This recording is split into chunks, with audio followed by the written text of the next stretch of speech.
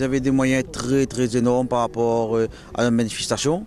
Il devait y avoir 2 à 3 fois plus de policiers, gardes mobiles que de manifestants.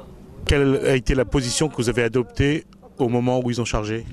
On a préféré éviter l'affrontement et se retirer dans le calme pour éviter justement l'affrontement. Mais c'est inadmissible que le préfet envoie autant de forces de l'ordre pour déloger des chefs d'entreprise qui manifestent dans le calme. Et nous, on voudrait se poser aussi la question du coût de la venue de ces pantins.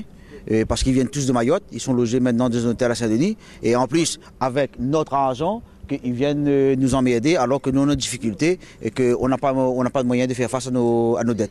Mais eux, ils sont payés avec notre argent pour venir nous emmerder. Qu'est-ce qui va se passer ce matin? Est-ce que vous allez de nouveau bloquer quelque part? Est-ce que vous allez manifester?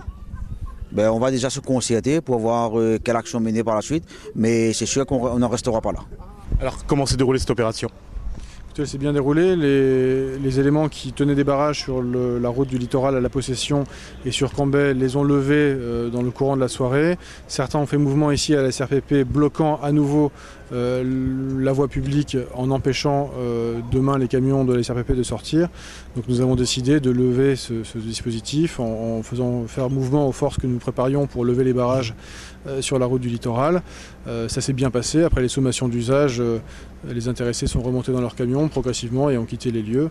Je me félicite que ça soit fait sans heurts et sans violence, mais je rappelle que force doit rester à la loi et que nous sommes déterminés à ce que ça soit ainsi.